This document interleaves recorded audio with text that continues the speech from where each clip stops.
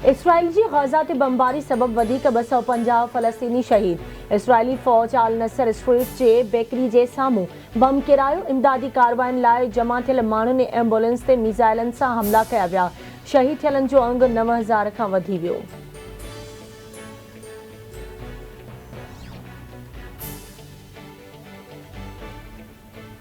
Israel जी Jabalia camp ते हिकु भेरो ॿीहर बमबारी। कैंप जूं समूरियूं इमारतूं ड्रही पट।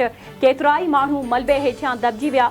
गॾियल क़ौमनि जे सेक्रेटरी जनरल एंटोनियो गुतेरेस जी कैंपनि ते हमलनि जी मज़म्मत। एंटोनियो गुतेरेस चवे थो गज़ा में औरतुनि ऐं ॿारनि जो क़त्लेआम आलमी कानून जी भञकड़ी आहे। इसराइल खे आलमी कानून ऐं इंसानी हक़नि जे कानून जी पाबंदी करणु घुर्जे।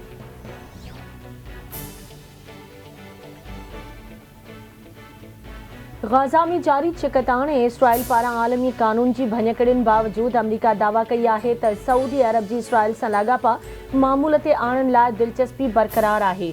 अमरीकी क़ौमी सलामती काउंसिल जे तर्जुमान जॉन कर्बी पंहिंजे जारी कयल बयान में चयो आहे त सऊदी अरब गज़ा जंग खां पोइ इसराइल सां लाॻापा मामूल ते आणण लाइ दिलचस्पी रखे थो।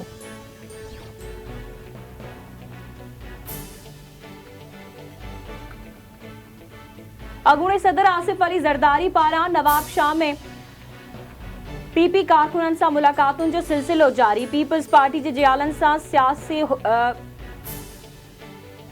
ख़्यालनि जी ॾे वठि। आसिफ अली ज़रदारी चयो आहे त कारकुन संदरा ॿधी वठनि। पीपी तयारी सां चूंडू मैदान में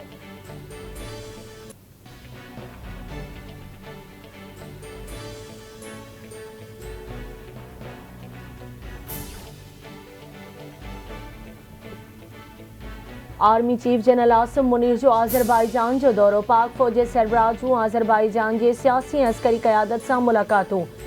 ॿिन्ही रियासतुनि ऐं हथियारबंद फ़ौजनि में सहकार वधाइण जो अज़्म।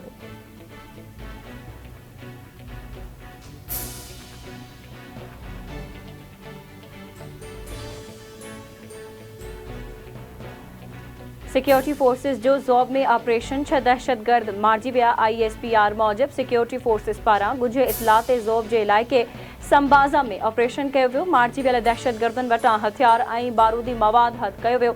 दहशतगर्द फोर्सेस ख़िलाफ़ कार्रवाई में मुलवस हुया।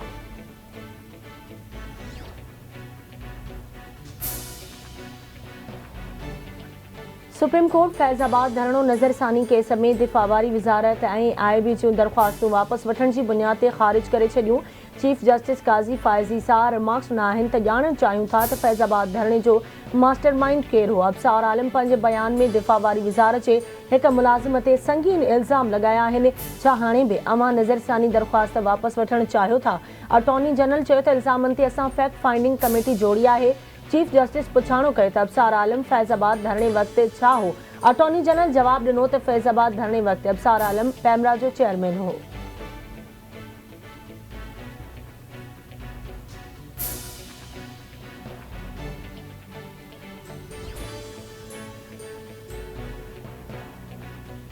सिंध जे अॻूणे वॾे वज़ीर सैयद मुराद अली शाह जी निगरान हुकूमत ते तरक़ियाती कम न कराइण ते सख़्त तनक़ीद। संदसि चवणु आहे त ख़बर नाहे केरु बेवकूफ़ी ज़रिए आम माण्हुनि खे सज़ा ॾेई रहियो आहे। निगरान हुकूमत जा कुझु माण्हू इफ़्तिताहनि जो शौक़ु पूरो करण में रुधल आहिनि। सिंध बजट में तरक़ियाती रिथाउनि लाइ 735 अरब रुपया रखियल हुया। बरसातुनि सबबि रोड ऐं स्कूली इमारतूं तबाह आहिनि। पैसा मौजूदु आहिनि पर कमु न पियो करायो वञे। रिथाउनि लाइ रुपयो बि रिलीज़ नाहे कयो वियो। मुराद अली शाह, इम्तियाज़ शेख, सरदार शाह, सईद गनी ऐं ॿियनि जी बिलावल हाउस में प्रेस कॉन्फ्रेंस। निगरान हुकूमत इलेक्शन कमीशन खां बिना देर तरक़ियाती कम शुरू कराइण जो मुतालबो। संदन चवणु आहे त इंशाअल्लाह ईंदड़ आम चूंडनि में PP कामयाबी माणींदी।